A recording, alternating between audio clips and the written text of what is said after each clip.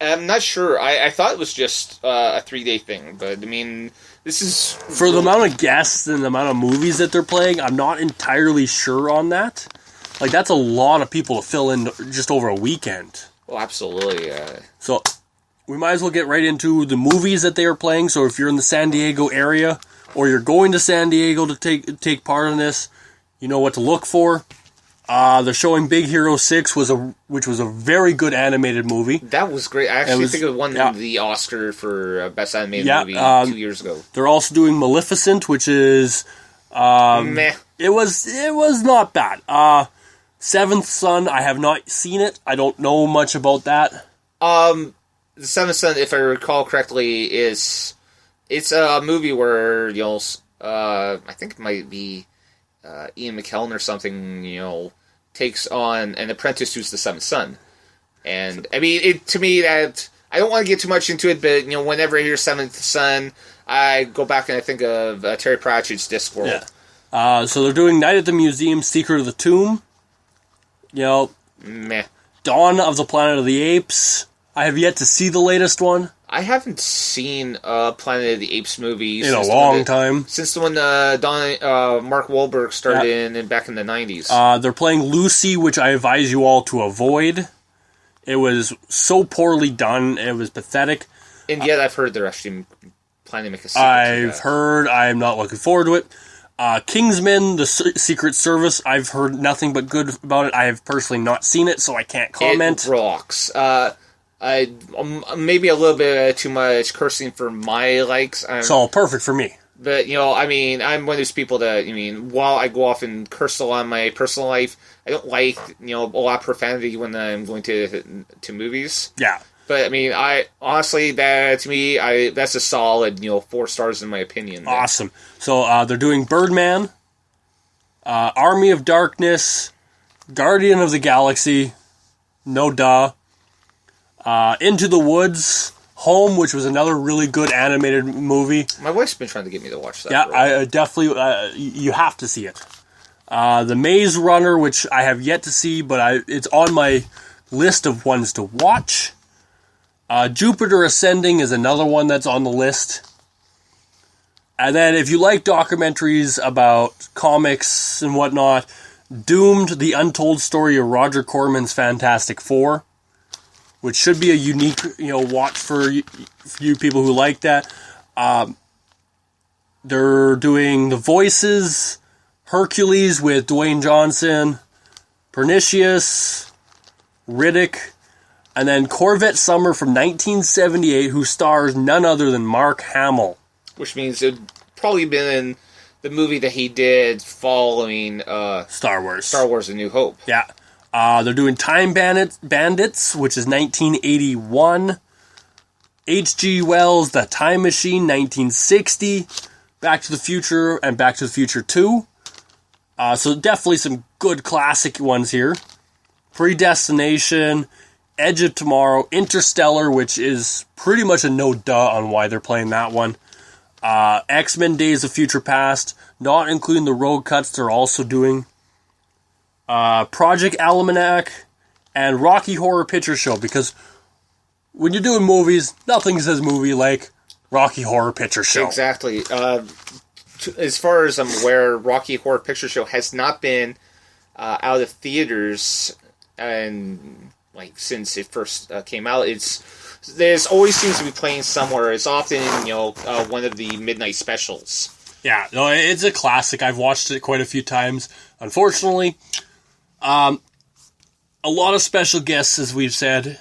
I'm not going to read through them all.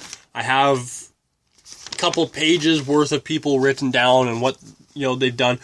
The biggest one though is Stan Lee, which is Stan Lee's went through a lot of health issues. There's been at least one or two cancer scares. Yes. In the media recently, as far as his health is concerned, and he's actually went into the hospital twice within the last several weeks. Yeah, he went to the hospital and he still made it out for the premiere of Ant-Man. Okay, so David Aja, who's an artist, who's done Hawkeye, Immortal Iron Fist. Gonna skip through a couple that don't really, stand out too much to me. A couple cartoonists. Franco Aureliani. I really butchered that one. He's a writer/artist. He did Tiny Titans. Tiny Titans. Tiny Titans, yes. And Itty Bitty Hellboy. Every time I read that, there's been a couple on here that have done that. I just can't help but laugh. Which, for anybody who is not aware, it doesn't really have anything to do with the regular Hellboy comics whatsoever. No. So it's much more crass, apparently. Art Baltazar, writer-artist, also Tiny Titans, Itty Bitty Hellboy. So, you got the pair there that's going to be unique. Jerry Beck, author, animation historian. Yes, animation historian. We need more people like that. That's important. We need to... He's a teacher, the Hanna-Barbera Treasury and the 100 Greatest Looney Tunes. You cannot go to a comic convention and not have the Looney Tunes. I agree. Although, on a side note, what do you consider to be the greatest Looney Tunes cartoon? You know what? I've always been a sucker for the Roadrunner and the Wile E. Coyote. Yeah, see, I don't really know. I've never really liked them. And I think it's, I feel kind of sorry for Wile, whether it's, him trying to catch the Roadrunner or try to catch Bugs Bunny, Yeah, it's unique. We got Greg Capullo, artist for Batman, Spawn, and The Creep. The Creep? The Creech. The Creech? The Creech. There's one I haven't heard for in a long time. I've never even heard of that one. It was not a bad one.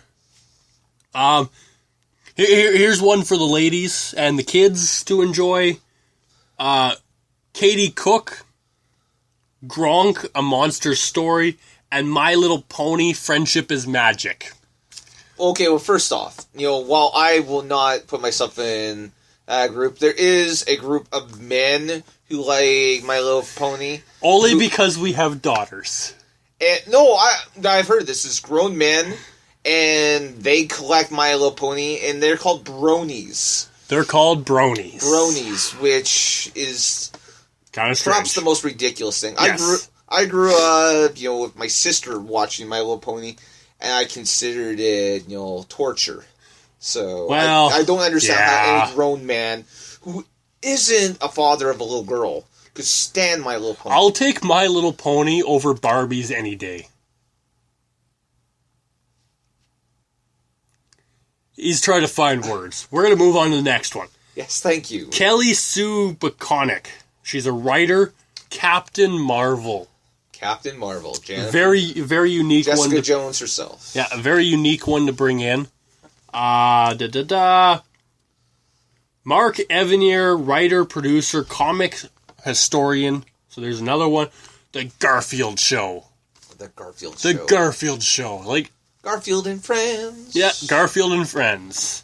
Carlos Ezquerra, artist, co-creator, Judge Dredd. There's a good one. Which, unfortunately, they still have yet to get a really good movie adaptation. No, that's true. Tom Grummett, artist, Fantastic Four, X-Men Forever, and Teen Titans. Jonathan Hickman, Secret Wars. He's a writer. So a lot of big names. The one that really stands up to me, though, is Reginald Hudlin, writer, director, producer to Django Unchained and the Black Panther animated series. I enjoyed watching that one. It's not everybody's choice. I don't know if I ever actually saw the Black Panther television I saw it once. It's not a very popular choice for people. It was a little lackluster depending on what you like. And obviously, as we've said before, Stan Lee's there. Stan Lee! We got, for those who actually enjoy the cartoon version of things, Chip Kidd, he's a designer, author. He did Peanuts, The Art of Charles M. Schultz, and Batman, Death by Design. I know a lot of people who love peanuts, and not the ones you eat. We're talking Charlie Brown. Charlie Brown and Snoopy. Charlie Brown.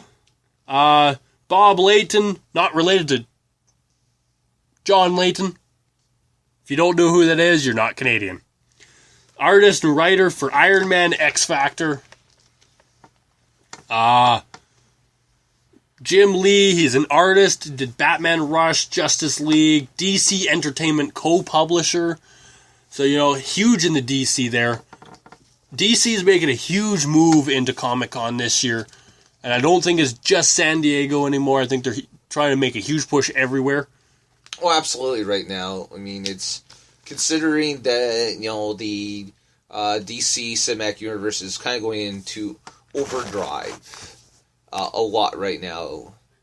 I mean, with Batman versus Superman. Which a lot of pictures have come out from that. Yeah, there's been a lot of stuff that's come out recently. Yeah, Lex Luthor, they're showing him with hair. But they're also showing him near the end without hair. Well, going in there quickly, what they did several years ago is they had, Superman as Superboy. Superboy meeting a young Lex Luthor. And he goes off and helps Lex set up some sort of an experiment. Lex messes up, causing an explosion. Usual. But the result of the explosion is he loses all his hair, and he blames Superboy for this. Superboy! So what we could largely see is that Superman may cause, Lex Luthor to lose all his hair. Now, I'm just thinking, as I'm saying all this, they did something similar in Smallville as well, because Lex had his hair at the beginning of the series. Yeah, I've yet to see Smallville, so I'm kind of curious how they're going to deal with, the whole Superman versus Batman thing. Well, yeah, that will be interesting, but they seem to really be packing a lot, because we know Wonder Woman is going to be in there, yeah. We know Lex Luthor is I wonder if they're doing too much. Pardon me. They're probably going to be having... I know Aquaman's supposed to be in there. I've heard the movie version of The Flash might be in there as well. Yeah, this is the movie equivalent of an overstuffed hamburger. Yeah, this is definitely, a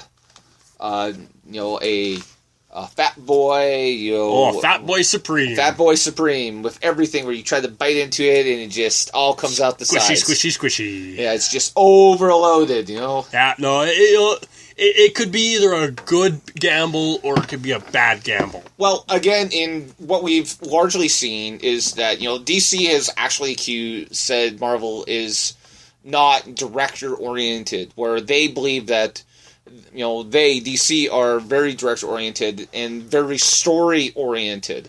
And that's what they really feel is the difference between them and Marvel, where they have better directors and better stories.